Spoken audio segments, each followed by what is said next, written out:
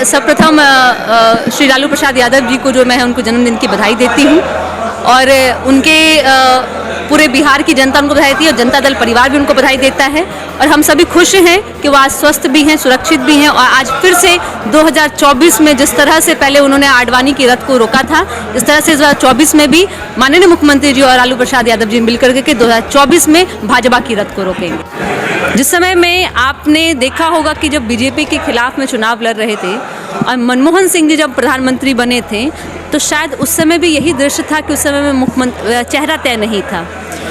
तो ये एक हाइपोथेटिकली जो एक प्रयास किया जा रहा है बीजेपी के द्वारा, ये देश की जनता जो अपने आप को ठगा हुआ महसूस कर रही है, 2024 में भाजपा मुक्त भारत बनाने का जो संकल्प है ये देश की जनता ने तय किया है और चेहरा देश की जनता होगी, देश की महिलाएं होगी, देश का युवा होगा और देश का वो गरीब परिवार होगा। तो चेहरे कई हैं, डरना आपको है कि आपके पास एक जो चेहरा है जो अब हर राज्यों में आपके चेहरे नशनाबूत नजर आ रहे हैं। कर्नाटका का चुनाव आप देख लीजिए, उसी चमकते चेहरे के साथ में गए थे भाजपा के नेता, क्योंकि उनके पास में कोई चेहरा तो और है नहीं, वो क्या हो गया उस चेहरे का। तो यही एक सच्चाई है और उनके सामने कई ऐसे चेहरे हैं जिनसे उनको लड़ना है और लोकतंत्र बचाने के लिए देश की जनता इनके सामने है। मामले में कल मुख्यमंत्री का पुतला फूंका गया है, कहा गया है कि कहीं ना कहीं मुख्यमंत्री और मुख्यमंत्री दोनों मिलकर इसमें भ्रष्टाचार। सम्राट चौधरी बोल रहे हैं कि और पानी में डूबकर मर जाना चाहिए।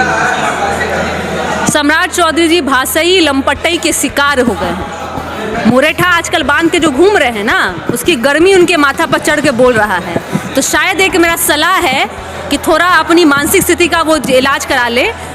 निर्वाचित मुख्यमंत्री के बारे में इस तरह के शब्दों का इस्तेमाल करना एक मुझे लगता है कि बहुत ही निंदनीय है। आप अपने काम और कद से बड़ा हो सकते हैं, इस तरह की भाषा को इस्तेमाल करने से आपको बचना चाहिए। मैं आपको सलाह देती हूं क्योंकि आप एक राजनीति करते हैं और आपको नहीं मानी तो मैं तो कही कि भाषाई लंपटे के वो शिकार हो गए हैं और इस तरह की भाषा करेंगे।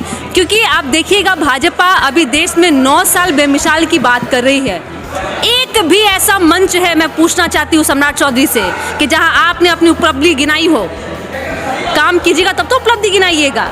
9 साल बेमिसाल के भी मंच पे आप नीतीश कुमार जी की बात कर रहे हैं, क्योंकि आपको पता है कि बिहार में रहना है तो माननीय मुख्यमंत्री जी का नाम लेना होगा, माननीय मुख्यमंत्री जी के कामों को बोलना होगा, क्योंकि आपके पास में कुछ रह नहीं गया मुद्दा, इसलिए इस तरह की बातें करते हैं। और मैं कहती हूँ अगर पुल के कांड पे उन्होंने कहा है तो मौरवी का गुजरात पुल कांड भी याद कीजिए, जिसमें 135 लोगों ने अपनी जान गंवाई।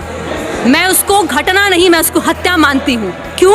क्योंकि वो जो पुल बनाया गया था वह ऐसी कंपनी के द्वारा बनाया गया जिसको घड़ी बनाती है। यहाँ पे जो एसपी सिंगला कंपनी है जिसको काम मिला है, यह कंपनी पुल बनाने के लिए जानी जाती है और इसको 12 राज्यों में केंद्र की सरकार ने काम दिया है। ठीक है, तो केंद्र की सरकार के द्वारा काम मिला है और ये कैसी कंपनी जो पुल बनाती है। आपको मैं बता दूं कि जब पहली बार 20 अप्रैल 2022 को यह पुल गिरा था, उसी समय में बिहार सरकार के द्वारा इसकी जांच IIT रुड़की को दी गई थी और IIT रुड़की ने कहा था कि वो जो पुल का हिस्सा है उसमें डिज़ाइन डिफेक्ट है। तो वो डिज़ाइन पहले से ही वो कहा गया था कि यह डिज़ाइन हमारा जो है सही नहीं है, उसको तो ख़त्म करना है, डेमोलिश करना है। तो वो पुल इसी हिस्से में गिरा है जिसमें काम नहीं हो रहा था। तो ये जानकारी पहले से हमें थी। एक चीज़ जो सोशल मीडिया पर काफ़ी वायरल हो रही है वो ये बिहार में गिरा है, क्या देश में भी गिरेगा? ऐसी वायरल पुल जो अगवानी पुल उसकी तस्वीर ऐसे लगाकर वायरल की जा रही है, बिहार में गिरा है, क्या देश में भी गिरेगा? ये मीम सोशल मीडिया पर वायरल हुई है नीतीश कुमार को लेकर। देखिए, आपको अगर मैं आंकड़े बता दूं, 2018 जहां मैं आपको आंकड़े दिखा ही देती हूं कि 2018 में गोवा में जो एक पुल बन रही थी जो जहां पे बीजेपी के शासन है, वहां भी पुल गिरा। आपको कई ऐसे राज्य हैं जहां पे भाजपा की सरकार है, वहां पुल गिरा। अगर गिरनी है तो वो भाजपा की सरकार गिरेगी। क्यों गिरेगी? मैं फिर कहती हूं क्योंकि पूरा देश त्राहिमाम है। आज आप भी अपने घर को चला रहे होंगे, आपको याद होगा 2014 के पहले आप 700 में आप सिलेंडर गैस खरीद लिया करते थे, आज 1200 में खरीद रहे हैं। बेरोजगारी दर बढ़ गया है। हंगर इंडेक्स में हम लोग 107वें नंबर पे हैं। हमसे आगे, हमसे पड़ोसी राज्य हैं जो हमसे आगे के पायदान पे खड़े हैं। हमारे यहाँ जाति जनगणना नहीं हो रही है, जनगणना नहीं हो रही है देश में। पाकिस्तान जिसकी आप हाय तौबा मचाते हैं, जिसे कहते हैं, वहाँ पे जनगणना हो गई है।